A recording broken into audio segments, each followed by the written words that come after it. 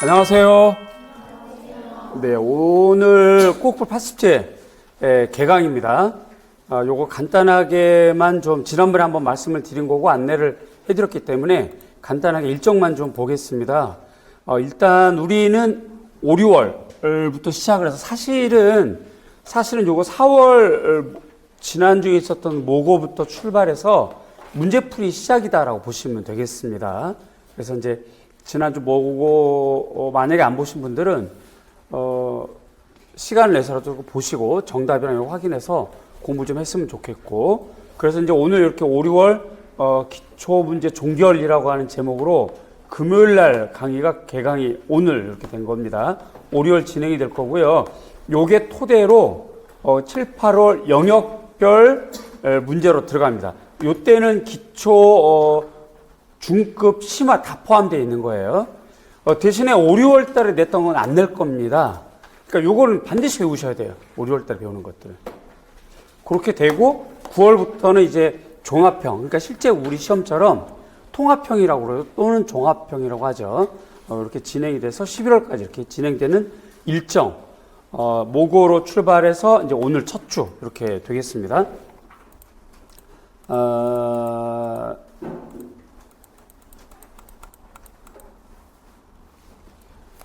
오늘이 미교론이에요. 그 교육과정 교수법 평가가 들어가 있고 비평이 일부 들어가 있는데 문제를 내다 보니까 이제 교육과정과 비평은 이게 사실 문제수가 되게 많아야 되거든요. 아시겠지만 미술 교과 역량 다 내야 되죠. 총론 역량 다 내야 되죠. 내용체계, 기억력 이거 다 내야 되잖아요. 그런 측면에서 얘는 너무 쉬운 것이지만 문항수는 좀 많아야 된다. 그러니까 우리가 오늘부터 6개월 동안 이어지는 그 대장정에서 보자면 어쨌든 교육과정은 쉽든 어렵든 문항수는 좀 많아야 된다 하는 측면에서 다음 주에 교육과정과 비평을 조금 더 내겠습니다. 그렇게 되고 서양회화, 전통회화, 조소파나 서예, 전각까지 다음 주에 이렇게 낼 거고요. 미리 예습해 오셔도 괜찮습니다. 그 다음에 이제 3주, 4주 이렇게 진행될 건데 약간씩은 앞에 거나 내지 뒤에 것들을 문제 한두 문제씩 들어갈 수는 있어요. 12문제라든가 10문제를 채우려면 그럴 필요는 있겠다 싶어서 이렇게 편성을 할 거고, 어쨌든 큰 틀은 이렇게 진행을 할 겁니다. 이렇게 아시죠? 지난번 말씀드렸고요. 그 다음에 지금 이제 우리가 이렇게 시간을 풀었고 지금 10분 이제 좀 넘어섰네요. 이제 오전 설명을 할 겁니다.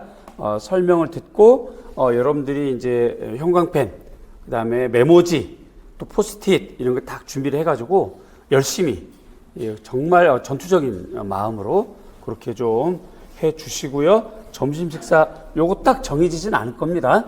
매주 이제 설명을 하다 보면 끊어야 될 때쯤에 끊고 이렇게 진행을 해서 오락가락 할 거예요. 1시간 먹고요. 오늘 근데 비가 와서 어디 나갈 수 있을까 모르겠다, 그죠? 비록 시험은 못 봤지만 맛있게 먹어야 되니까 든든하게 그렇게 하고 이제 이론 설명 계속 이어져서 하고요.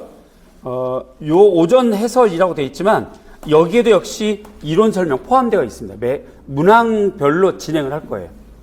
그 다음에 이제 오늘 요것도 시간이 오락가락 하겠지만 어쨌든 전체 이론 설명이 끝나면 중요 문제, 오늘 제가 봐서 어떤 문제에 대해서 다시 외우게 하고 설명하게 하고 그리고 또 시간을 주고 다시 풀게 할 겁니다. 저는 또 다시 연구실을 가 있을 거고요. 그럴 때는 여러분들 아침에 썼던 답지에 써도 좋고 아니면 뭐 본인의 어떤 그 A4 용지에 써도 좋긴 한데 가급적이면 답지에 쓰도록 하세요. 아예 그냥 습관적으로 그렇게 하고 또 사서 한번 우리끼리 채점해 보고 그렇게 집에 이제 가게 될 텐데, 요 이후에 사실은 이렇게 되어 있지만 직강생들은 모두 가지 말고 남아서 저랑 상담하고 또 암기 테스트하고 이렇게 해서 좀 늦게까지 좀 있다가 오늘 거는 그냥 마스터하고 간다 라고 생각을 좀 하시면 좋겠고, 인강생은 집중이요? 집중. 인강생은 뭐 여러 가지 사정, 집이 멀거나 이래서 이제 직강에 참여하지 못한 거잖아요. 인강과 직강은 수업량이 똑같아요. 대신에 이제 집이 멀다 보니까 여기 참여 못해서 수업 끝나고 하는 여러 가지 스터디나 개인 점검 여기 좀 안 될 뿐인데 인강생도 스스로 본인이 그렇게 좀 점검하면서 진행했으면 좋겠습니다. 자, 일정 아시겠죠, 그죠? 네. 자, 그러면 요건 좀 마무리를 하고 내리고, 그 다음에 요걸 좀 보려고 그래요. 지난번에도 한번 그 안내를 해드렸는데, 자, 유의사항 오늘 받은 거 유의사항 펼쳐보세요.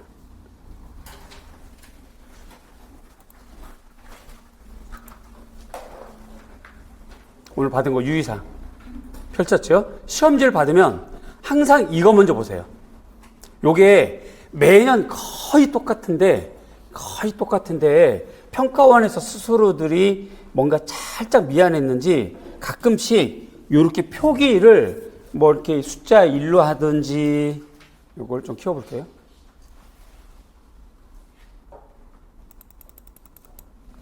요거 숫자를 1로 하든지 요거 다이아몬드를 다른 걸 표기하든지 그 정도 차이가 있고 내용은 거의 똑같아요. 거의. 우리가 잊지 말아야 될 것, 정말 조심해야 될 것. 정말 조심해야 될 것. 여기 답안 수정할 때 두 줄로 그셔야 됩니다. 두 줄로. 두 줄 외에는 안 돼요. 이거를 우리는 소양이라고 그래. 이거 가장 기초 그 아래 미리 준비되어 있어야 될 소양 교육이야. 그래서 노량진에 오기 전에 이미 사실은 학부 시절 내지는 교직이수 내지는 교육대학원 거기에서 이미 1학기 이때쯤에 이미 배우고 딱 갖춰졌어야 되는데 그게 안 돼 있단 말이에요. 그러니까 우리가 이렇게 시간 허비하게 되는 거지. 자, 어쨌든 상황은 이렇게 됐고 허비라기만보다는 일단 오늘 알았으니까 오늘로 고치자. 이거 두 줄 아니면 안 됩니다. 두 줄로 하셔야 돼요. 그 다음에 수정액 이거 할 수 없어요. 없단 얘기는 그렇게 된 시험지는 그냥 과락을 시키겠다는 뜻이에요. 그냥 최소한 그 문제는 점수를 안 줘요. 그런 거 꼭 주의하시고요.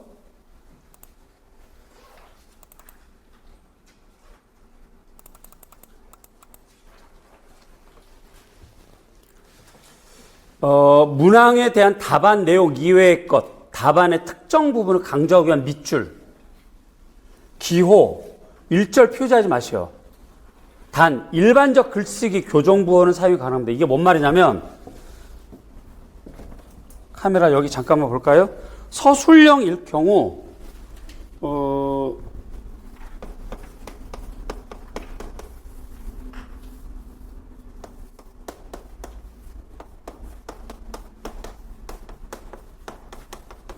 임용고시인데 이렇게 썼단 말이에요.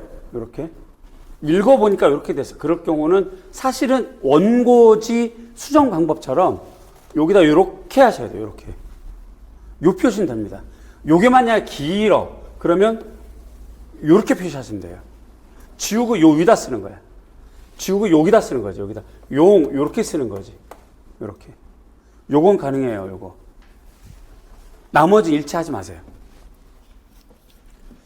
문항에서 요구하는 내용의 가지수가 제한되어 있는 경우 두 가지만 쓸 것, 이렇게. 두 가지만 쓸 것, 세 가지 쓸 것, 한 가지 쓸 것, 이렇게 된 경우 요구한 가지수까지 내용만 답안으로 작성하시오. 첫 번째로 작성한 내용부터 문항에서 요구한 가지수에 해당하는 내용까지만 순서대로 작성합니다. 첫째로, 첫 번째, 요렇게 표기가 하라는 뜻이에요. 여기 있는 거 보시면. 이런 표시 안 하고 막 쓰면 한 문장으로 생각을 해요. 전체 문장. 아무리 길어도 한 문장으로. 그래서 자기는 열심히 썼어. 3줄, 4줄. 그래서 3개, 4개, 5개 쓴 것 같지만 그냥 하나로 채점하는 거야. 거기 안에 들어가 있는 키워드 전부 다 무시. 딱 하나만 딱 점수를 준다고. 잊지 마시고. 그 다음에 이제 첫째, 둘째, 셋째, 웬일이니? 기억이 이렇게 잘 나니? 막 하면서 넷째 썼는데, 첫째는 답이 없을 경우는 두 가지만 쓰라고 했을 경우, 두 번째 정답이 있을 경우, 이 사람은 한 개만 점수가 인정이 되는 거예요. 셋째, 넷째 아무리 잘 써도 소용없어. 아시죠? 여러 번 설명드렸습니다. 이거 주의하시고요. 그래서 문장이 길게 쓰면 손해예요. 우린 그걸 간결체라고 그래요. 짧게 쓰셔야 됩니다. 그 다음에 요거 채점하지 않은 유의하시오. 채점하지 않습니다. 이거 다른 문항의 답안에 작성난 부분 임의로 본인이 막 바꿔서 하는 5번 어머 잘못 썼네요. 5번 6번입니다. 이런 거 안 돼요. 제발 어린이같이 그러지 마세요. 답안 위에 공간 옆에 막 작성하는 거 다자 하나 가도 안 됩니다. 점 하나 넘어가도 안 돼요. 상식적으로 생각을 해봐. 하나 넘어왔는데 에이 뭐 하나인데 어때요? 라고 본인이 그렇게 얘기하면 수험생을 뭐 예를 들어서 10,000명이 다 그럼 어떻게 할래? 그럼 말이 안 되는 거야. 네. 내용이 지워지거나 번지는 식별에 불가능한 거 안 됩니다. 그래서 수성은 쓰는 게 아니에요. 원래는 연필로 작성하면 안 됩니다. 수정 테이프, 수정기 사용하시면 안 돼요. 개인정보 노출, 암시하는 표시, 성명, 수험표, 기재란 제외가 있는 답안지 전체 요런 데다 뭔가 표시하면 안 돼요. 그 다음에 종이 올리면 답안 작성할 수 없으니까 답안지 교체 요거 신중하게 생각하셔야 돼요. 한 장 쓰는데 몇 분 걸릴지 생각하셔서 기입형부터 쑥 잘 썼는데 저 끝에 이거 잘못 썼다 바꿔야 되겠다라고 해버리면 한 20분 소요된다라고 생각하시고 그때 주의하셔야 되겠고요. 부정행위로 간주한다는 뜻은 그 다음에 시험 못 본다는 뜻이에요. 그 다음에 시험 못 봐요. 공직 시험이라서. 이런 거 주의하셔야 돼요. 이런 것뿐만 아니라 앞으로 오늘부터 6개월까지 시험 볼 때까지는 일체 뭐 시비거리 만들지 마세요. 명예훼손 또 뭐 이런 시비거리 있잖아요. 무슨 뭐 하여튼 이런 것들이 소송이나 이런 게 걸리면 시험 못 봐요. 봐도 무효 처리가 돼.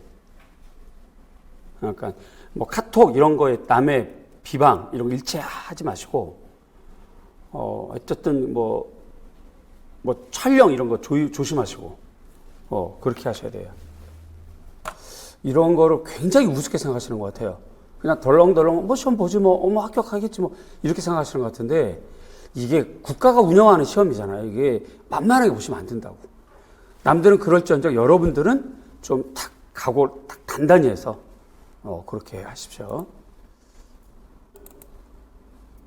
이런 거 안 된다고. 이런 거 안 돼요. 요렇게 표시하셔야 돼요. 기억. 지난번에 모의고사 첨삭을 했는데 말 안 해도 알겠죠, 그죠?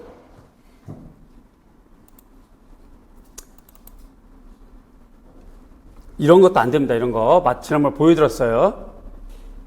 이게 왜 안 될까요?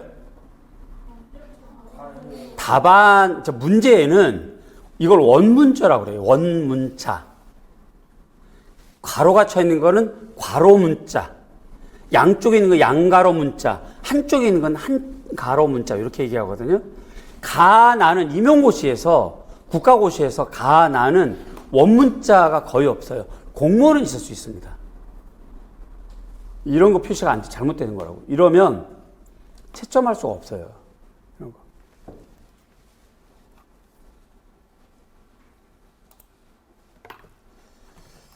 그 다음에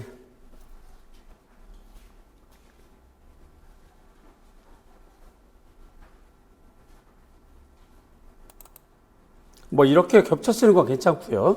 상관없고.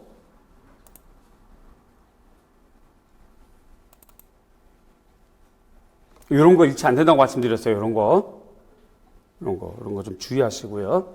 자, 여기까지 주의사항 이제 이만큼이면 된 것 같고, 그 다음에 요거 좀 볼게요. 제가 지금 첨삭을 하고 있는데 그 모의고사 한결같이 범하는 실수가 있어서 어쨌든 우리가 문제풀이 시작이 됐고 여러분들이 함께 오래 가기 때문에 모의고사 얘기를 잠깐만 해야 될 것 같아요. 요거 모두가 다 같이 손 붙잡고 약속하고 다 틀렸어요. 놀라워. 이런 전우력, 뭐 이런 협력의식 대단합니다. 가위바위보에서 정치 나가셔도 될 것 같아요. 너무 한결같아, 너무. 그래서 제가 저를 또 후회를 했어요. 이걸 좀 더 꼼꼼하게 가르칠 걸. 자, 봅시다. 요거 모의고사 문제였어요. 5번 다음 작품과 설명을 참고해서 작성 방법에 따라 서술하시오. 요즘 요런 형태죠. 문제가 다. 질문이 간결해요. 이렇게. 그리고 딱 줘요. 2개를 주거나 3개를 주거나 1개를 주거나 딱 그걸로 끝. 그리고 사실은 이런 것도 표도 안 보여요. 이거 감춰 이런 거 표도. 이거 없지, 이거 표. 없음. 간결해. 깔끔. 끝. 이렇게 돼 있어요. 그 다음에 이제 박스를 이렇게 줍니다. 박스 줄 때도 있고 안 줄 때도 있어요. 여기 안에 조건과 힌트가 다 들어가 있거든요. 일단, 문장은 하나 문장으로 끝납니다. 항상. 이 당의 산수화에는 2가지 품격이 있다. 이 당이 남으로 내려간 시기를 기준으로 이 사람이 원래 북송 말기 화원이었거든요.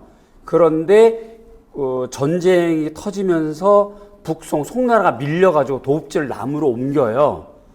그럴 때 황제랑 귀족 관리들이 함께 도망 겸 이사를 갈 거 아닙니까? 도읍지를 옮겨서 남송이라고 그러는 거예요. 요 정도 기준 다 아실 거고, 그러니까 북송 때 있던 사람이니까 결국은 어쨌든 쫓겨서 도망간 거니까, 그냥 계속 송인 거죠. 근데 우리가 후대에 우리들이 그 시대를, 그 나라를 구분하려고 우리가 임의대로 북송, 남송 정한 거지, 그 사람들끼리 계속 송나라 사람인 거야.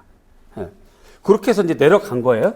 북송 화원에 종사할 때 그림에는 이 당의 복고주의 사상이 반영되어 있고, 남송에 있을 때 그림에는 독창성이 반영되어 있다. 그죠? 여기까지 전부 다 한 문장. 하나에 대한 설명이죠. 그 다음에 여기 끝이야, 이제.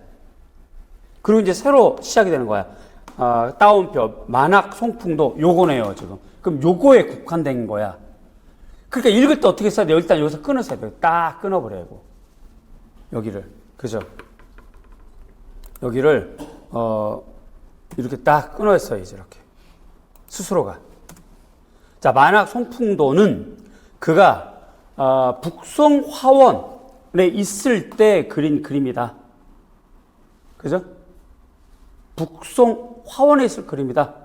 그래서 여기서 또 딱 끊었어야 돼. 점 끝났잖아요. 점이 끝난 거야. 아웃. 끝. 그 다음에 여기. 여러 준법이 어우러져 있으나, 그러면, 은느니가 하잖아. 은느니가. 우리나라 주어로, 은느니가. 주어. 무엇이다. 이렇게 되는 거죠. 그러지? 무엇이다. 그럼 준법이 이거라는데 여기다가 왜 곽힙하다 이렇게 써요? 왜 겁입하다 이렇게 쓰냐고. 왜 그러냐고. 한글이야, 한글. 한글이라고. 그래서 읽을 때 끊어있는 게 굉장히 중요해. 오늘 꽃글 80제 첫째 주라 이렇게 말씀드리고 다음 주부터 이런 거 없이 그냥 바로 설명할 건데 제발 잘 듣고 본인의 실력을 지키세요. 무조건 외운다고 점수 좋아지는 건 아니고 외운 것이라도 지킬 줄 알아야지. 그치?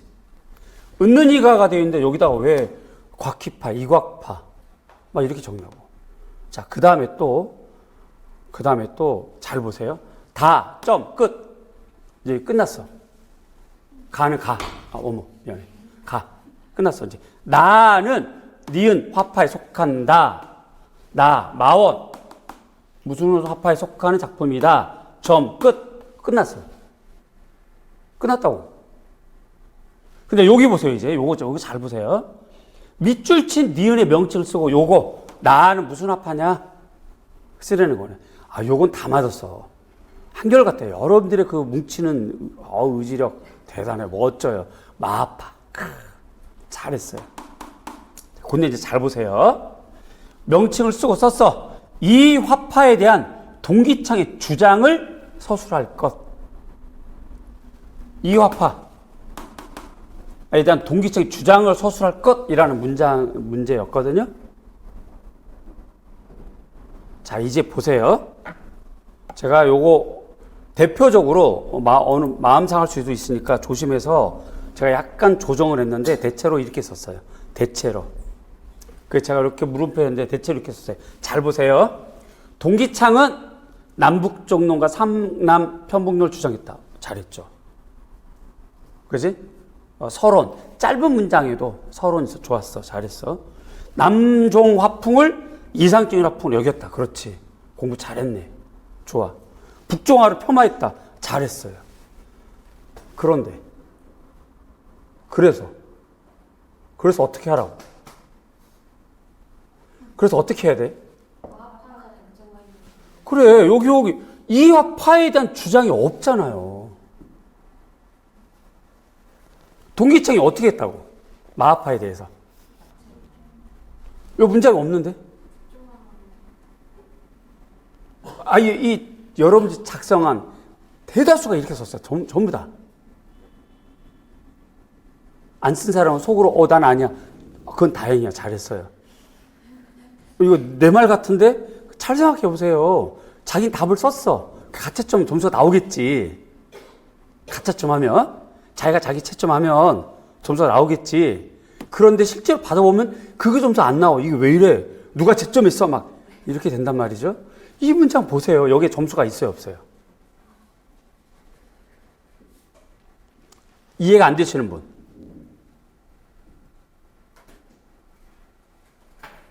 이해 다 되죠? 지금 되는 거죠? 이 문장에 뭐가 문제가 있어요? 그렇죠. 동기창의 주장이 없어요. 마하파에 대해서 동기창이 어떠했다, 어떠하다라고 비평했다, 뭐 이런 말이 없잖아요. 한결같이 이렇게 했어, 한결같이. 이건 정말 고쳐야 돼요. 이런 서술 방식은 고쳐야 돼. 고쳐야 돼. 그런데다가 여러분들이 대체로 가나를 빼먹고 써, 막. 그거를 있잖아요. 언어학자들이 우리나라 언어를 분석할 때 세계적인 석학들, 언어학자들 우리나라 언어를 뭐라고 얘기하냐면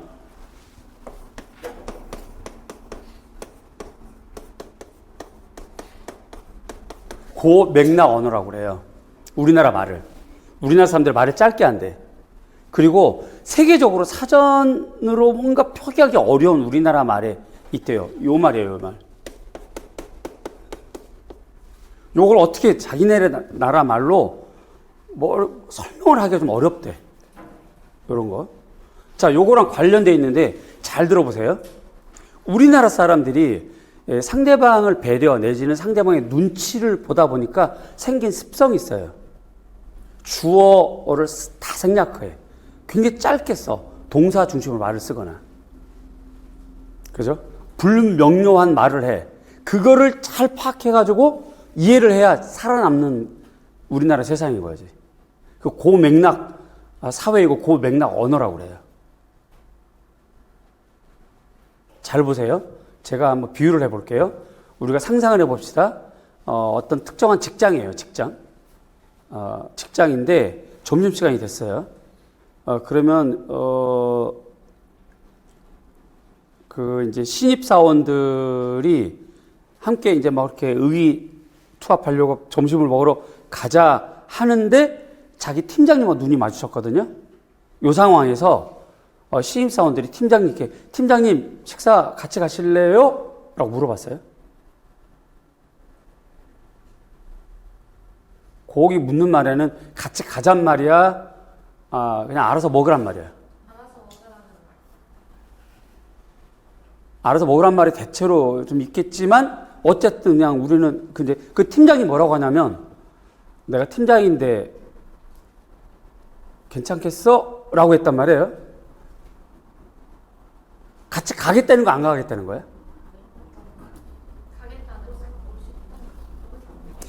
가기 싫다 말이야. 내지 가고 싶다 할 수도 있어요. 가고 싶은데 가도 되겠어? 뭐 하여튼 5만 가지 생각이 다 되잖아요. 이런 걸 고맥락적인 사회라고 그래요. 그거는 일상생활에서 괜찮아. 마하파에 대해서 동기창의 주장을 말하라고 하면 동기창은 마하파 싫어했다. 이게 다거든요. 끝이야 그냥. 동기창은 상남편북론을 얘기했어. 그럼 어떻게 하라고? 어떻게 하라고? 지금 제가 조금 전에 얘기한 거 똑같아요, 이치가. 임용시험은 그 맥락적인 언어를 쓰시면 안 됩니다. 명료하게 쓰셔야 돼요. 주어 동사가 정확하게 있어야 돼요. 주어 동사가. 그 첨삭지 일부러 하다가 일부 가져왔어요, 지금. A면 2장, B면 2장인데 A면 1장만 하고 왔어요, 지금. 많아가지고. 수업 준비해야 되고, 그래서 어쨌든 들고 왔는데 그 한 장이 다 얘기를 해주더라고. A면 1장이. 일단 들고 왔어요. 일단 가시기 전에 저는 잠깐 얘기들 좀 하시고, 쓴 거 가지고 그렇게 하시면 되겠습니다. 이렇게 쓰시면 안 됩니다, 이거. 이거 여기다 쫙 거버릴 거야, 이렇게. 이렇게. 이건 안 되는 게요. 빨간색으로다가 그냥 뻘겋게. 이렇게. 끝. 자, 이제 우리 문제 이거 하겠습니다.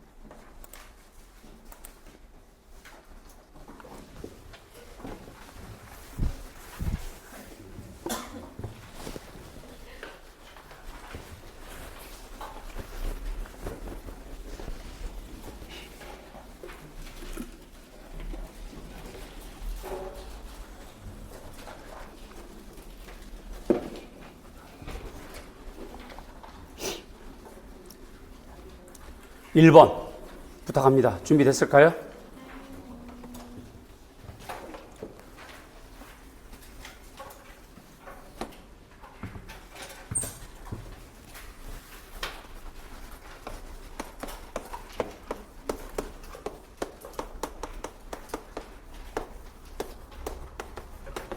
꼭 풀 80제는 꼭 풀어야 할 80개 문제라는 뜻이에요.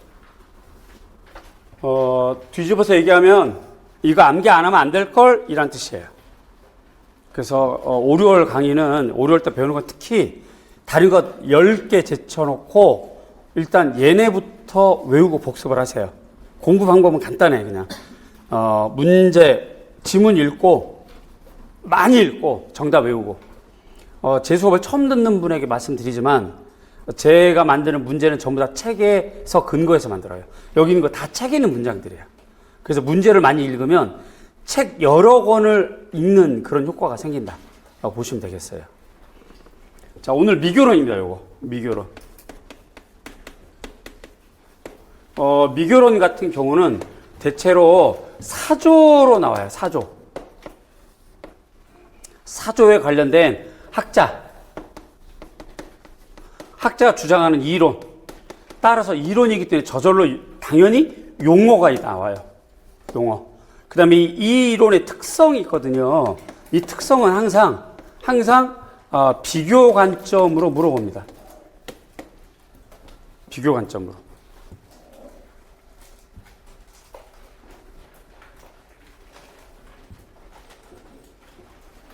그 모의고사에서도 동일하게 좀 하셨던데 이건 제가 시간 관계상 설명을 안 했는데요. 원칙이에요. 여러분들 답지는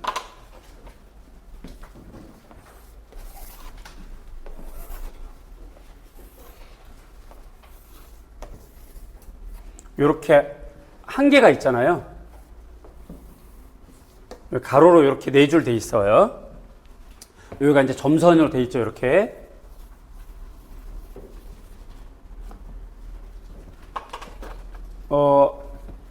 A와 B의 구조로 물어보는 문제라면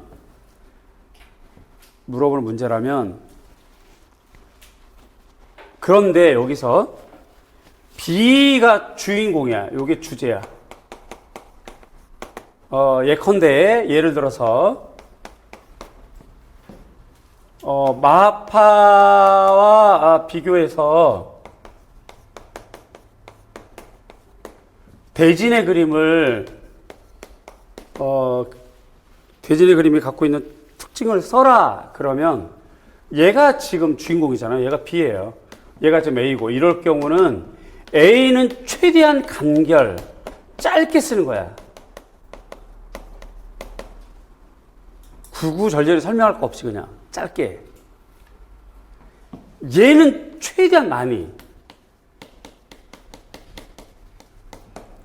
쓰는 거예요. 최대한. 빡빡하게 다 써야 돼요, 여기. 그지? 그런데 작성 방법이 있어요. 작성 방법. 여기 대체로 이렇게 박스로 돼가지고 대체로 동그라미가 2개 내지 3개가 이렇게 나오거든요. 근데 요게 4점짜리란 말이에요, 이렇게. 4점. 그럼 누가 봐도 요건 대체로 0.5점에 포함돼요. 이렇게 대체로.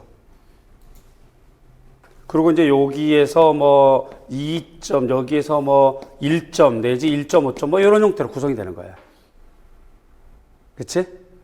결국은 답지 줄이 4줄이다. 그러면 각각의 1점씩이라 생각을 하셔야 돼요. 사실은.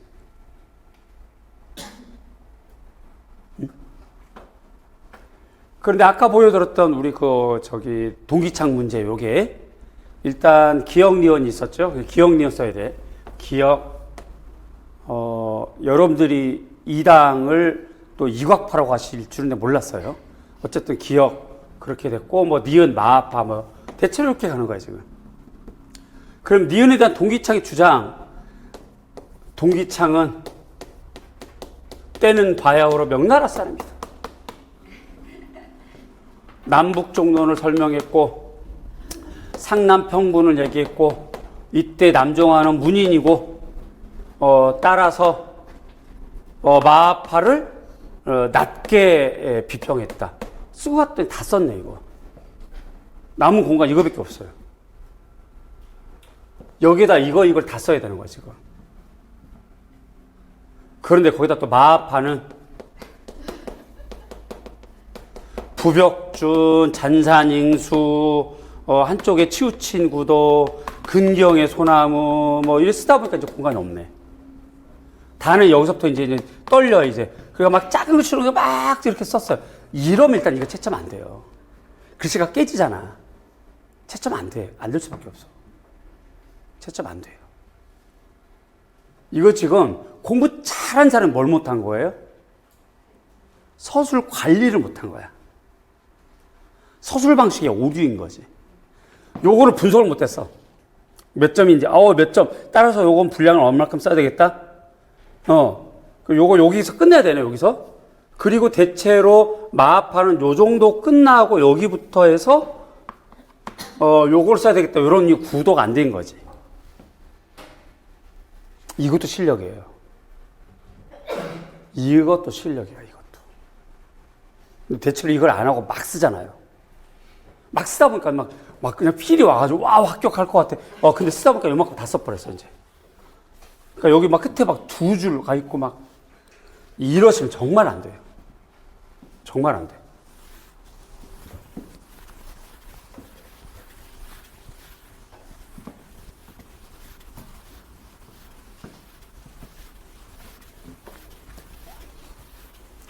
그리고 참고로 인강생들은 제출을 할 때 비포 사이즈로 꽉 차게 제출을 하세요. 근데 대체로 많은 학생들은 비포 사이즈 꽉 차게 어떻게 희한하게 해서 답을 잘 써왔는데 어떤 일부 몇몇 학생들은 여기 이렇게 작은 사이즈에다가 막 해놓으니까 여긴 여백이고 다.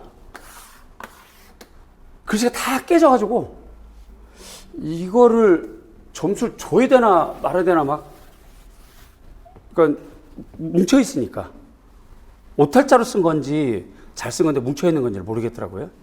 그런 거 인강생들은 제출할 때 그렇게 좀 하시고요. 미결원 특성 이렇게 갑니다. 요거 그렇게 되면 대체로 크게 보면 표현 기능 쪽 이렇게 그 다음에 창의성 플러스 재건 그 다음에 이해 대체로 이렇게가 한 덩어리 끝. 그 다음 덩어리가 이제 다문화, 그 다음에 시각문화, 여기까지가 불과 3, 4년 전까지 끝. 요즘 나온 추세가 사참. 아직 안 나온 것이 이제 포스트 모던. 요런 형태로 구성이 됐어요. 요런 형태로. 여기에서 두 문제가 나옵니다. 최소한.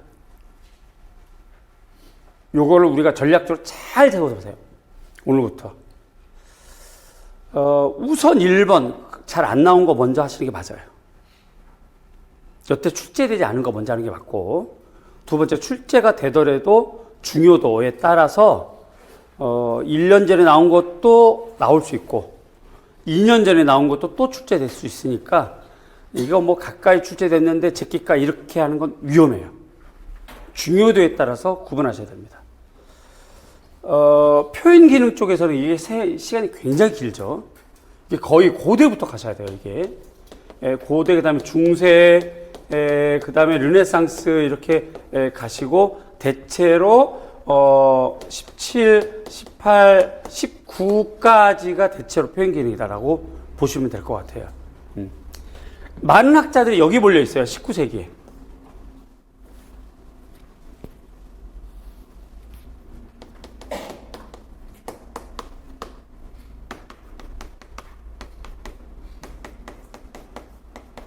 많은 학자들이 여기 19세기에 걸쳐 있다. 19세기란다는 건 1801년부터 1900년대잖아요.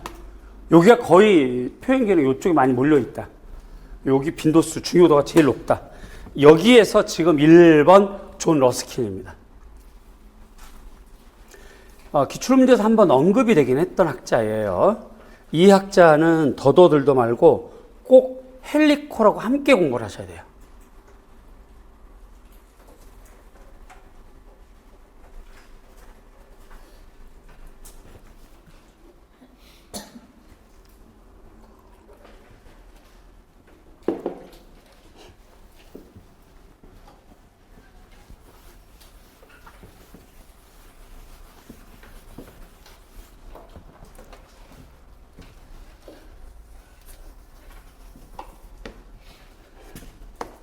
(1855년) 이렇게 됩니다. 1836년 이렇게 되고요. 1828년 이렇게 되고 1801년 이렇게 되고 1860년 이렇게 되고 1873년 뭐 요런 애들이 아주 그냥 무서운 애들이 다 몰려 있어요. 이게. 일단 유럽 버전에서 여기가 이제 페스탈로치 이렇게만 적어도 되겠죠? 오늘은 이제 뭐 기본 이론반도 아니고 애기예요. 저 이럴 때도 너희 지났고 그지? 페스탈로치로 적고 요게 그 다음에 이제 프레벨이에요.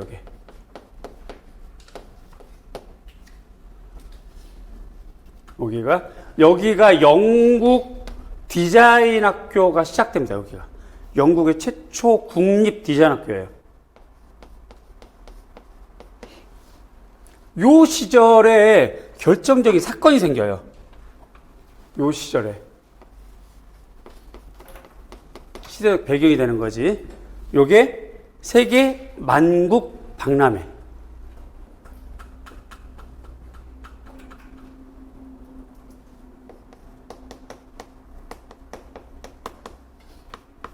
요 만국 박람회에서 영국 디자인이 안 좋다라는 게 전 세계 딱 그냥 드러나 버렸어요.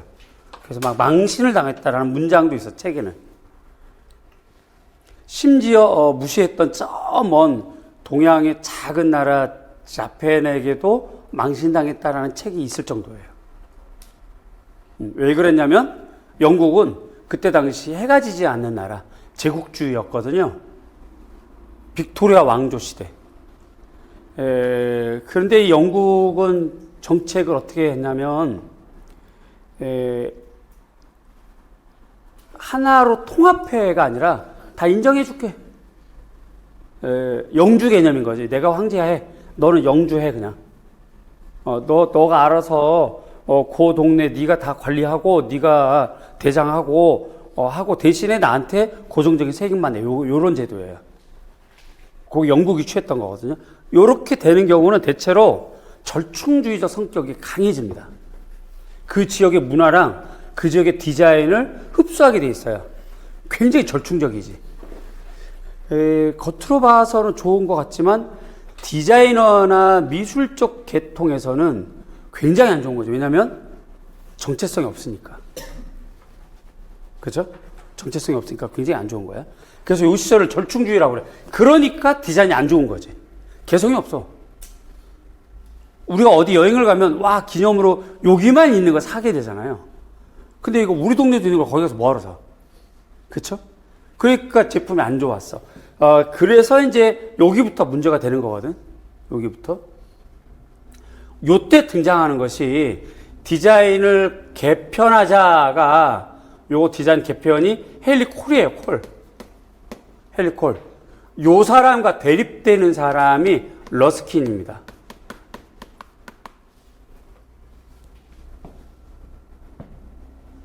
이 러스킨이 굉장히 역할을 많이 했어요. 일단 러스킨 같은 경우는 1번 낭만적 사고가 있다. 낭만. 주의적입니다. 적. 잊지 마세요. 적. 낭만주의다가 아니라 낭만주의적인 스타일 이 얘기예요. 낭만주의적 스타일이 뭔 뜻이냐면 아동을 굉장히 높이 인정을 해. 그 다음에 자연으로부터 오는 영감을 되게 인정을 해요. 그리고 계층 간의 구분을 좀 싫어하는 성격이야. 일종의 사회주의적인 스타일이 좀 강해요. 그래서 이 사람은 강의를 할 때 귀족들이 있는 쪽에 가서 안 하고 노동자들이 있는 노동자 교육을 해요. 디자인으로 사회를 바꿀 수 있다라는 철학을 갖고 있는 사람이에요. 약간의 공산주의가 좋아하는 스타일. 사회주의가 좋아하는 스타일이에요. 그래서 낭만주의적인 거죠, 이게. 요 사람 때문에 라파엘 전파가 생겼고, 요 사람으로 인해서 미술 공예운동이 생겨요.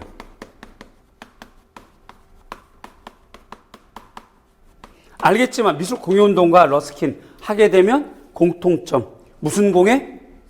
수공예입니다. 수공예. 기계생산 거부. 수공예. 두 번째 공통점. 예술은 누구를 위해야 된다? 1. 왕. 2. 귀족. 3. 민중. 민중을 위해서예요. 민중. 그런 공통점이 있습니다.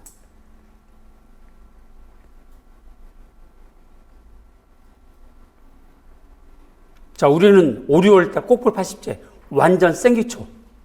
정말 틀려서 안 되는 거. 그렇다고 답이 쉬운 건 아니에요. 설마 이름 쓸 것 뭐 이런 것만 나올 줄 아셨죠? 그런 건 아니고 정말 중요한 학자. 일단 윌리엄 모리스가 한번 나왔어요. 윌리엄 모리스가. 그리고 러스킨은 이미 출제가 선택형 시절에 한번 됐던 작가이고 학자이고요. 그래서 꼭 공부를 하셔야 됩니다. 자, 19세기 미술 교육학자 존 러스킨. 디자인이란 가르칠 수 없는 것. 러스킨에 의하면 디자인 과정은 직관적이고 창조적인 힘의 결과야.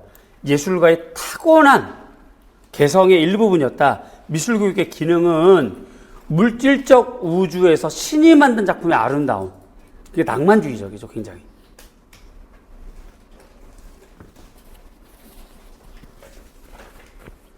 각 개인이 지각할 수 있도록 돕기 위한 것이다.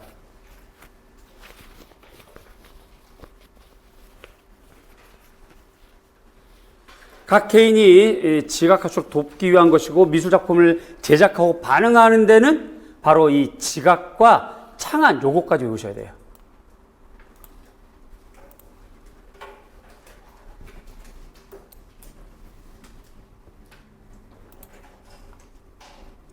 그런데 창안은 앞에 있는 것처럼 요거 보세요. 타고난 개성이 바로 창안이야. 그래서 이거 가르칠 수가 없어. 창안력은. 요건 러스킨의 주장입니다. 타고난 개성, 요건 창안력.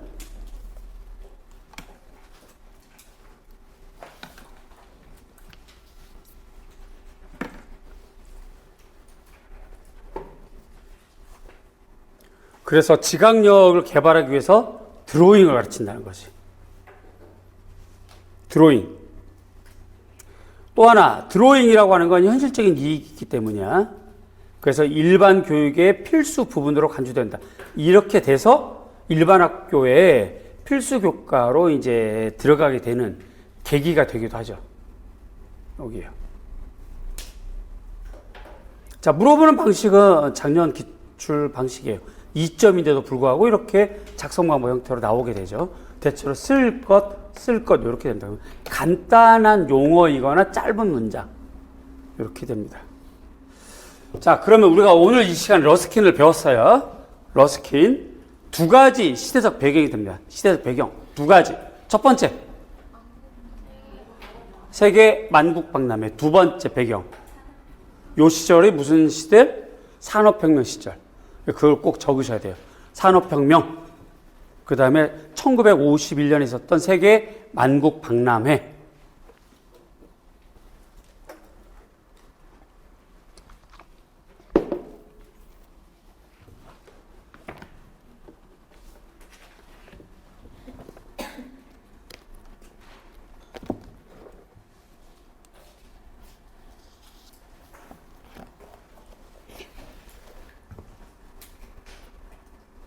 심화서 16, 17페이지 보시면 심화서 없는 분은 기본서 보셔도 돼요. 기본서 없고 다른 수업을 듣고 있다, 뭐 본인이 갖고 있는 자료 보셔도 되고요.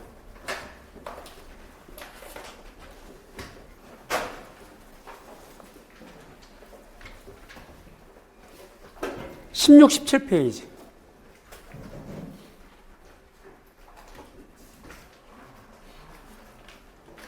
제가 여러분 찾는 사이에 노량진에서 교수님들이 이 미술과, 특히 미술과가 다른 과목에 비해서 강사님이 많은 편이에요. 미술과 학생 수에 비해서 다른 과목의 수가 많은데도 다른 과목은 교수님들이 2명이나 3명 정도 있는데, 이상하게 미술과는 만만하게 보였는지 되게 많아요. 사실 미술과가 제일 어려운데 매년 어렵게 생각이 되거든요. 매년 철학해야지, 미학해야지, 또 내용학 해야지, 교육학 해야지, 그 다음에 여러분에 대한 파악력 있어야지, 자기 고집 버려야지, 막 또 너무 막 거의 종교활동인 것 같아요. 돌을 닦아야 돼. 근데 어쨌든 강사님들이 많아. 그 강사님 내지 교수님들이 스타일이 달라요. 전부 다. 어느 교수님은 자료라고 하죠. 이거 엄청 많이 막 주는 분이 있고, 저는 기본서, 심화서, 마인드맵 여기에다가 일부 자료 내지 프린트물로 이렇게 주는 스타일이에요. 그러니까 정식화된 책으로 수업을 하는 스타일인 거지. 무엇이 좋다 나쁘다 판단하지 마세요. 그냥 이 사람은 이런 스타일이야, 저 사람은 저런 스타일인 거지. 이게 좋다 저게 좋다 하지 마시고요. 자, 제 얘기를 하자면 기본서는 순차적으로 진행이 되어 있습니다. 이게요. 편집이 미교론부터 영역별 순차적으로, 서미사까지 순차로 되어 있어요. 이론 정리가 되어 있고, 심화서는 영역별로 정의되어 있습니다. 영역별. 그래서 도자 공연 쫙 도자로 끝나는 거야. 그렇게 되어 있습니다. 그 다음에 작품 분석이 굉장히 많아요. 기본서에 비해서. 마인드맵은 거의 그림 없어요. 그냥 씹어 먹는 걸로. 저마다의 특성을 이렇게 한 것은 이유가 있어서 그래요. 일단 기본 강의는 이걸로 가고 자세한 설명까지 다 되어 있으니까. 그렇지? 지금부터는 이제 외울 때는 두 가지 중에 하나를 선택하시면 돼요. 심화서를 외우시든지 마인드맵을 외우시면 돼요. 요게. 심화서 굉장히 글씨체도 작아요. 작고 간결하게 되어 있습니다. 딱 비교 관점으로 딱딱딱 되어 있어요. 요게 마음에 안 들면 그냥 기본서 하셔도 됩니다. 근데 내용 구성이 조금씩 다르고 편집이 좀 다르니까 참고하시고, 얘는 그냥 글줄로만 되어 있어요. 그렇게 보시고요. 요 책 다 없어도 돼요. 그냥 뭐 갖고 있는 자료 단권화로 할 수도 있으니까, 제가 수업 시간에 이렇게 펼친다, 이거 봐라 라고 한다고 해서 부담 갖지 마시고 주어진 대로 보시면 됩니다. 16, 17페이지 보시면 헬리콜과 러스킨이 비교되어 있어요. 헬리콜 같은 경우는 사실상 러스킨보다 더 중요하게 미술교육에선, 왜 그러냐면 이 사람은 초등교육 프로그램까지 만든 사람이에요. 굉장히 기능적입니다. 표현 기능 중심이에요. 그래서 처음부터 세부를 그리게 해요. 이 사람으로 편성된 것이 사우스 킹스턴 디자인 학교인데 이게 영국 왕립 학교예요. 왕립. 국립이 아니고 왕립. 그만큼 어떤 고차원적인 관리를 한다는 것이거든요.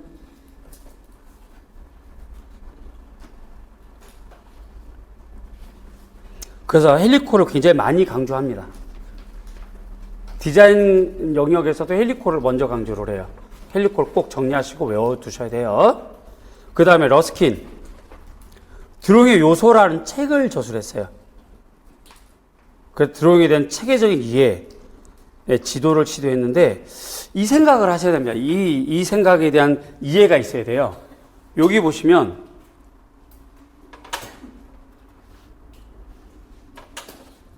프레벨도 낭만주의적 사고, 러스킨도 낭만주의적 사고 이렇게 되는데 요 시기가 1700년대, 1800년대 이렇게 돼 있잖아요. 요때가 약간 과도기라고 보시면 돼요. 고전주의, 낭만주의를 중간을 지나간다 라고 보시면 돼요. 그래서 낭만주의적 사고를 표명하지만 때로는 굉장히 고전적 스타일도 지키고 있는 것이 요 시절의 학자들이에요. 예를 들어서 여러분들 알고 있는 슐러는 고전주의예요, 낭만주의예요? 고전적 낭만주의예요. 두 가지를 다 갖고 있거든. 그렇게 이해를 하셔야 이런 게 해결이 돼요. 체계적인 이해는 고전적인 거거든요. 어린이들에게 체계적으로 안 가르쳐야 되는 건데 이걸로 의하면, 그런데 고전적 성향이 있다 보니까 체계적인 것도 강조한다. 꼭 알아두시고요. 미술의 목적, 지각력입니다. 지각력. 세 글자 빠지면 안 돼요. 그 다음에 개인의 취미 개발, 교육 방법, 직접 관찰, 큰 거 먼저 보고 작은 거. 그러니까 조금 전에 했던 헬리콜과 너무 반대이지.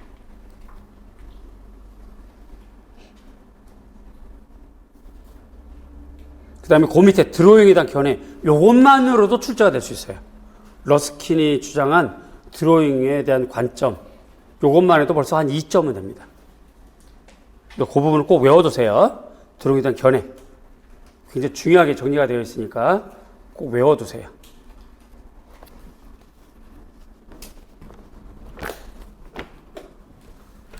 자, 그럼 우리는 1번을 통해서 일단 러스킨 배웠고, 두 번째 헬리콜까지 같이 배웠어요. 특히 헬리콜 언급은 안 돼 있지만 오늘 러스킨을 내거나 헬리콜을 내거나 사실은 별 차이가 없었던 건데, 여러분들의 입장에서 헬리콜은 조금 낯설고 러스킨은 늘 들었고, 그래서 제가 러스킨을 선택을 했는데, 그것도 기입형에 다음번에는 7월 달에는 러스킨 헬리콜을 서술형으로밖에 낼 수밖에 없다. 그만큼 기초적으로 중요한 사람이다.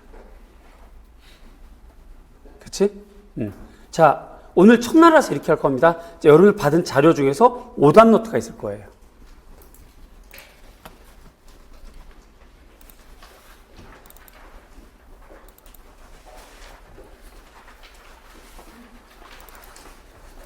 우리 모의고사 때도 보여드렸는데 오답 노트. 한 주에 2개 내지 3개 정도만 쓰는 거. 그럼 여러분들 오늘 설명을 다 듣고 12문제 풀어보고 그 중에서 12문제를 풀어보고요. 그러니까 A형 1번부터 쭉 A형 12번까지 풀어보고, 이게 기입이든 간에 서술이든 간에 관계없이 쫙 풀어보고 본인 생각에 이거 정말 중요한데? 라는 것을 2개 내지 3개, 너무 많아도 부담되니까 2개 내지 3개를 딱 정하셔야 돼요. 그냥 쉽게 정하지 마시고 차가운 물 탁 한 모금 탁 먹고 마음을 정화시키고 새벽에 아침에 엄마가 정화수 떠놓고 기도하는 심정으로 그걸 골라서 오답 노트 작성하시면 돼요. 이거를.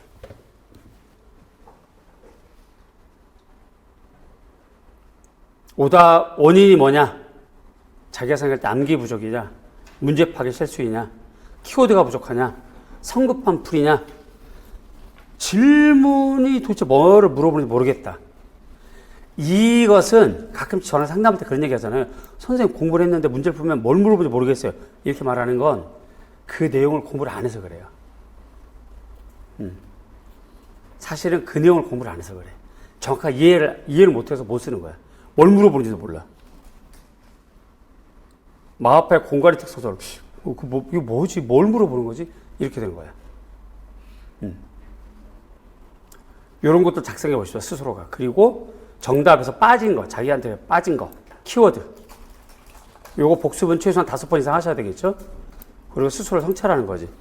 야, 제발 실수하지 말자, 이런 것들 좀 적어보시고, 이렇게 해보세요. 1번, 이거 많이 틀으신 분들은 요거 꼭 좀, 점검해 보시고, 오답노트가 작성하다 보면 자기 관리가 잘 되거든요. 하다 보면 굉장히 잘 되니까 필요하면 더 얼마든지 해드릴 거니까, 프린트 해드릴 거니까 작성 좀 해보십시오. 자, 러스킨 여기까지입니다. 여기까지 이해됐죠? 자, 러스킨 고개를 들고요. 다른 거 얘기하지 말기. 자, 여기 집중. 그쪽도 집중. 갑니다. 자, 고개를 들고 대답을 해보세요. 옆 사람 의식하지 말고 대답해보세요. 인강쌤도 대답하세요. 물어보게 되면 대체로 시대 배경부터 물어볼 거야. 시대 배경이 두 가지예요. 첫 번째, 산업혁명. 두 번째, 세계 런던에서 개최된 만국박람회. 만국박람회가 자주 개최가 돼요. 런던, 파리 뭐 이렇게 그렇게 됩니다. 러스킨 때문에 파생된 그 서양 회화 유파가 있고 디자인 운동이 있어요. 두 가지 얘기해 보세요. 이들은 공통점이 있습니다. 예술에 있어서 수공 생산, 수공예를 강조한다.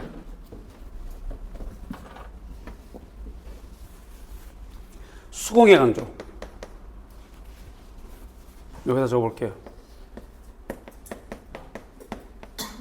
수공예를 강조한다. 수공예. 보세요. 잠깐만요. 수공예를 강조했던 인류 시대를 쭉 봤을 때 가장 적절한 시대가 있습니다. 중세입니다. 중세. 왜 중세에는 수공예를 강조했을까요?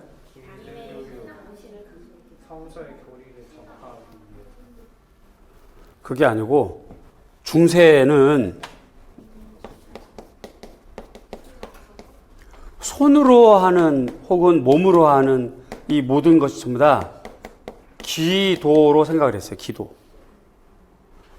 무릎 꿇고 불 꺼놓고 손 모아서 기도하는 것만 기도가 아니고 손으로 하는 노작 활동도 기도이다.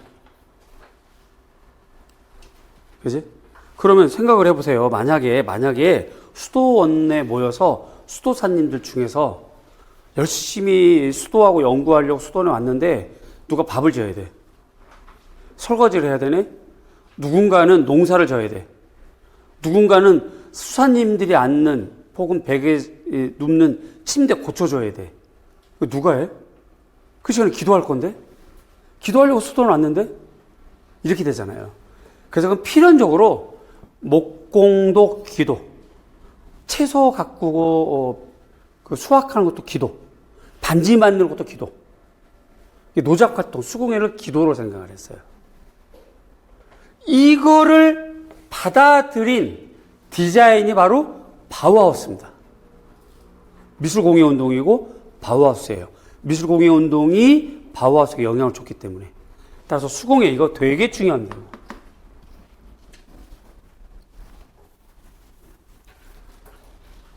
라파엘 전파 여기 보세요. 라파엘 전파 모티브는 어디서 따온다? 항상 중세, 문학 이런 데 가져온다. 그런 거 잊지 마시고. 두 번째, 헬리콜과 꼭 비교하시고요. 러스킨 이렇게 정리했습니다. 헬리콜 사우스 킹스턴 디자인 학교 초등 드로잉 교육 프로그램, 교사 프로그램과 학생 프로그램 같이. 그래서 헬리콜이 더 강조된다고. 헬리콜 지도 방법. 세부부터 크게. 반대로 러스킨 지도 방법. 전체에서 세부로. 그 다음에 직접 눈으로 관찰. 오케이. 1번. 아주 좋아요. 잘했습니다.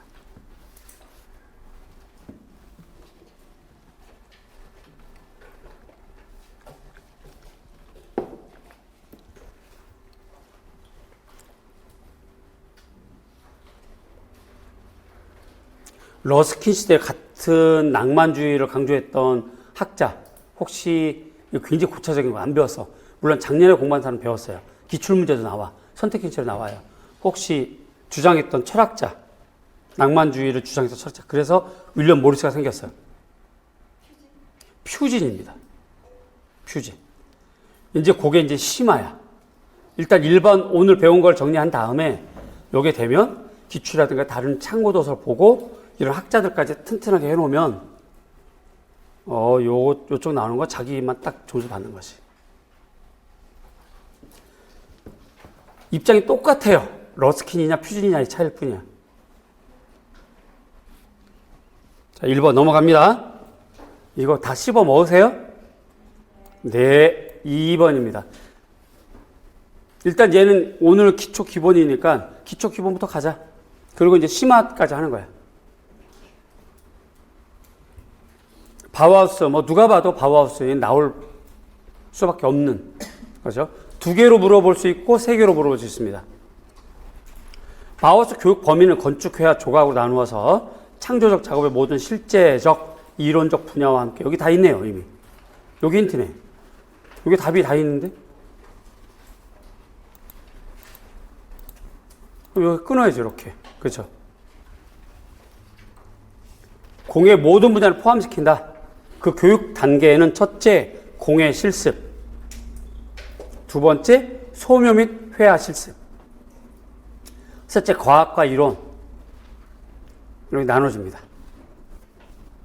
여기서는 3가지로 나눠졌는데 우리는 크게 2가지로 나누게 되면 하나는 실습교육, 공방교육. 두 번째는 이론교육, 학교교육. 이렇게 돼요.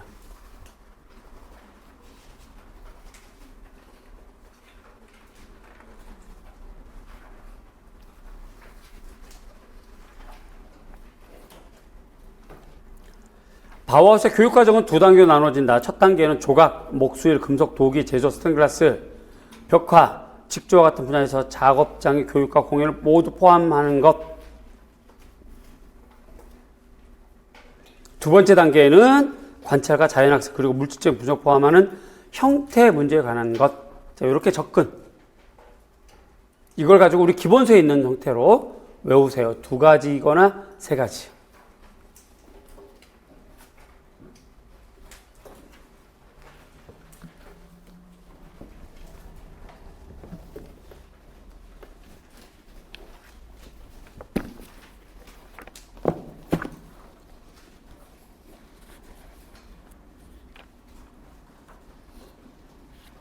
우리 기본서 32페이지 보시면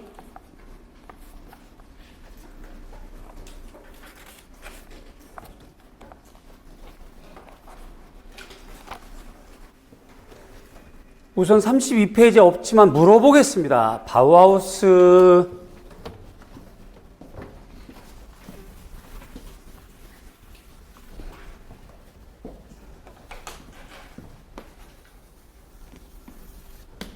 여기가 1860년대가 미술 공예 운동이 생겨요. 여기서 이제 영향을 받아서 아시겠지만 이제 아르누보가 생기죠.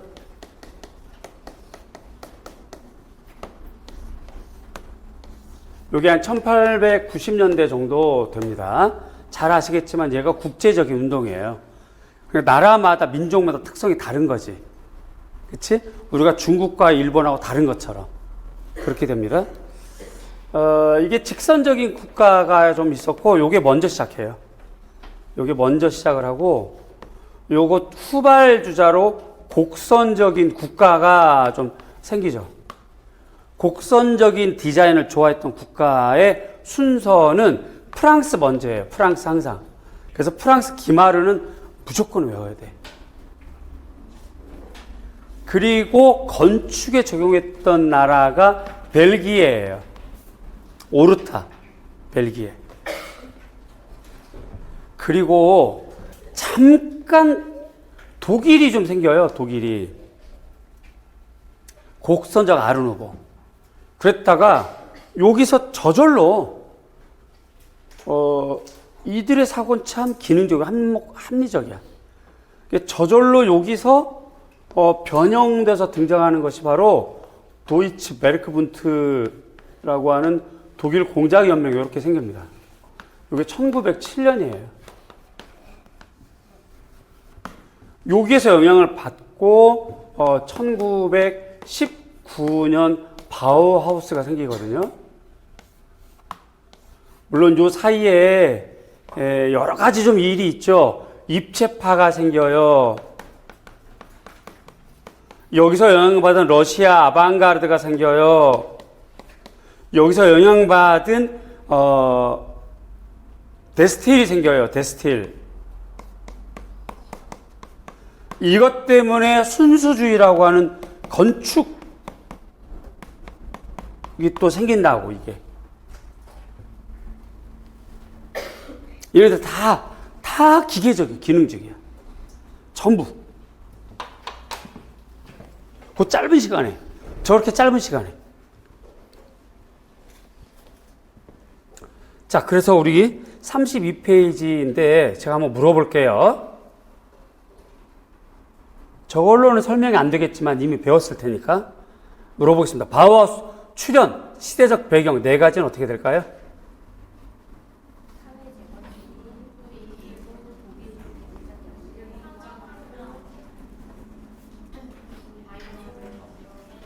바로 기본서 그 앞페이지 있어요. 31페이지 있어요.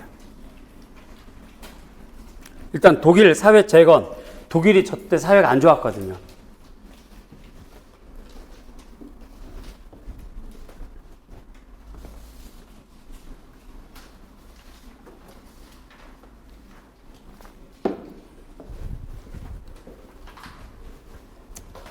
독일 공작연맹이 약 한 756개 정도 공작소가 있어요. 공작소, 작업실. 소상공인 같은 거. 다 망해, 다 망할 판이야. 안 돼. 그 이유가 뭐냐? 했더니, 수공예를 하니까 너무 비싸. 그리고 경제가 다 안 좋아. 국가를 부흥시킬 수 있는 방법이 뭐냐 하고 이들이 모였어요. 의논하고 막 그런 거지. 그래서 이러지 말고 품질을 규격화하자. 그러면 이런 일 경험해 보셨나요? 식당에 갔어요. 가지고 이모 뭐 예를 들어서 뭐 밥 하나 주세요. 뭐 예를 들어서 뭐 돈가스 하나 주세요. 뭐 했는데 어머 잠깐만요 하고 이 이모가 밖으로 나가. 협직 가서 밥 한 개 가져와.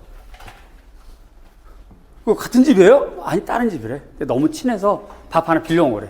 이런 거 있잖아요. 이런 거 경험 딱 그런 거예요. 지금 공작소들이 규격화를 하지 않으니까 자기네들 부품이 떨어지면 손님한테 가버려.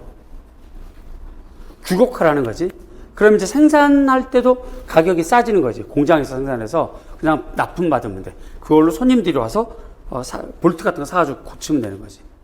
그러니까 전체 제품도 싸지니까 손님들이 소비가 촉진되고 부품이 고장이 나면 아무데나 와서 사가니까 자기네도 좋은 거야. 그래서 생긴 거거든요. 결국 이거의 출발 기준은 경제가 안 좋아서 독일이 이 사회 그게 계속 이어졌다가 결국 1928년에 경제대공황으로 터져요.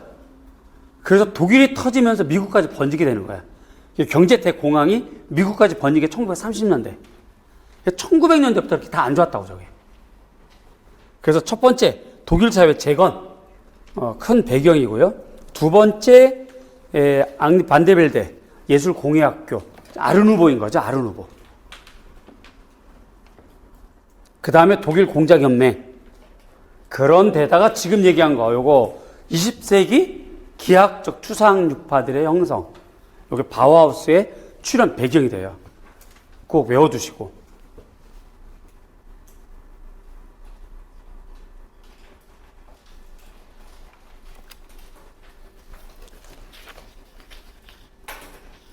자, 31페이지 있는 거 물어봤고요. 32페이지가 우리가 지금 배우고 있는 겁니다. 그게 2개로 나오게 되면 교과과정, 3개로 나오게 되면 교육과정, 이렇게 나올 수 있어요. 지난번에도 설명을 했는데 바워스 책마다 다 이렇게 나와 있습니다. 도제, 직인, 줄마이스터 이렇게 나와 있어요.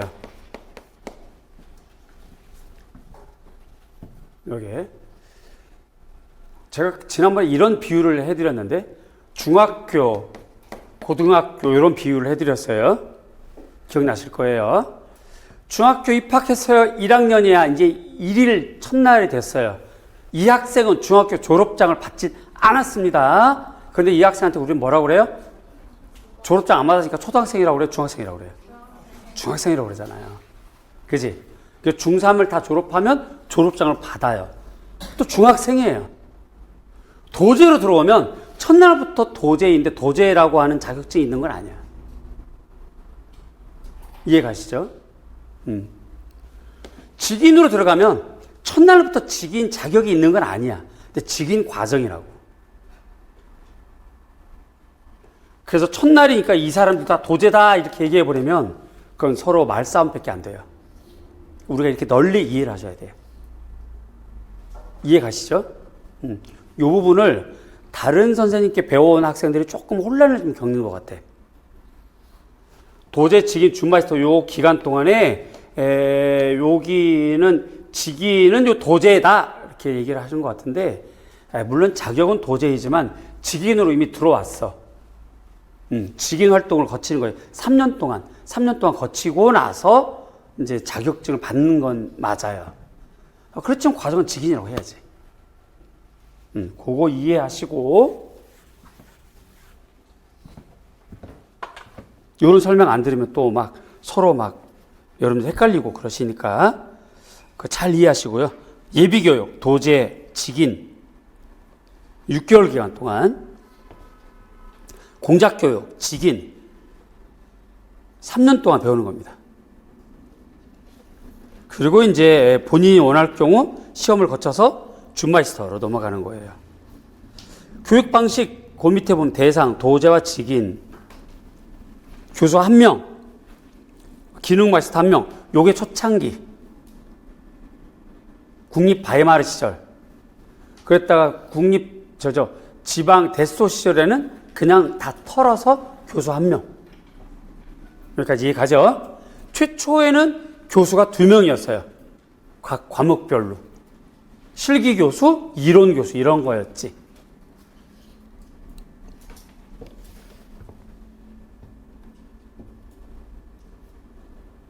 교육과정, 창의력, 예술적 기능 개발, 재능 개발, 고정관념에 얽매이지 않는 스스로의 인식에 대한 작품 제작하도록 하고, 기초훈련, 그래서 조형 분야 찾기 하고 자기에 맞는 조형.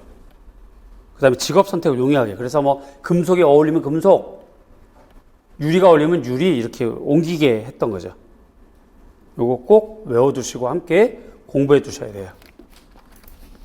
여기까지가 정리되면 아주 심화 2텐까지 하시는 게 좋습니다. 2텐은 여름쯤에 하세요. 지금은 일단 2텐은 나중에 접어두고 바워스 먼저.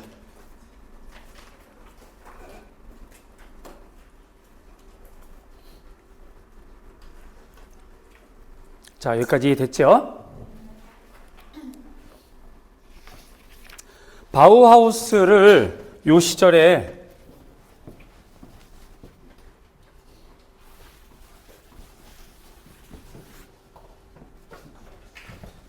자, 여기 잠깐만 보자고요.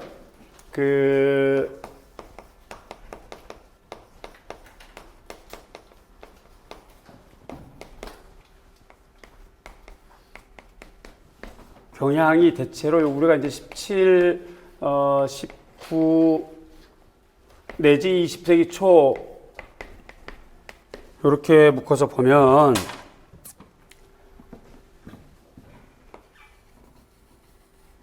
일단 드로잉으로 가르치자가 대세.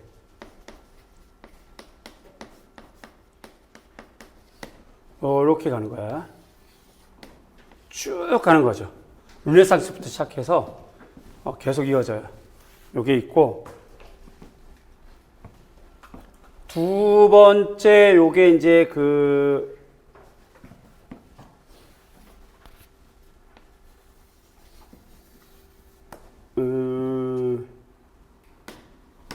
여기가 1800년대 드로잉 교육.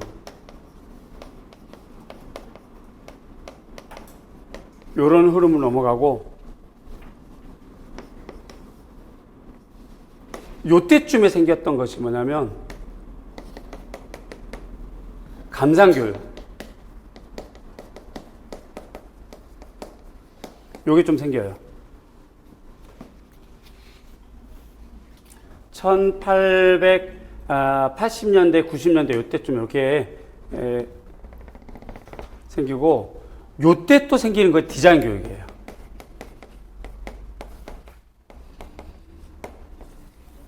여기에 해당하는 학자가 도우, 덴만 로스, 그 다음에 바우하우스 이렇게 됩니다. 그래서 바우하우스는 미술교육에서 디자인과 조형유사 원리를 강조했던 경향 구분하시면 돼요.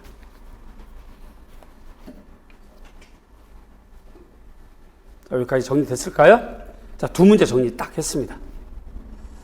무슨 일이 있어도 열일 제쳐놓고 오늘 배운 거 반드시 이번 주에 소화 완벽하게 하셔야 돼요. 두 번째, 항상 성찰이 중요합니다. 나 이거 왜 틀렸지? 분명히 배웠는데 성찰을 반드시 하십시오. 반드시. 그리고 우리 내일 그 관리반에 이렇게 입소하는 그런 분들은 의무적으로 성찰 적으셔야 돼요. 왜 틀렸는지, 왜 맞았는지, 왜 틀렸는지 두 가지 다. 그렇게 하시고 내일 OT가 있으니까 그렇게 오늘 수업 듣는 내내 적으셨다가 내일 그거 좀 얘기 좀 하면 좋겠습니다. 자, 일단 여기까지 1번, 2번 정리했어요. 현재 시간 12시 30분쯤 됐네요. 1시간 식사하시고요. 1시 반부터 이렇게 모이겠습니다.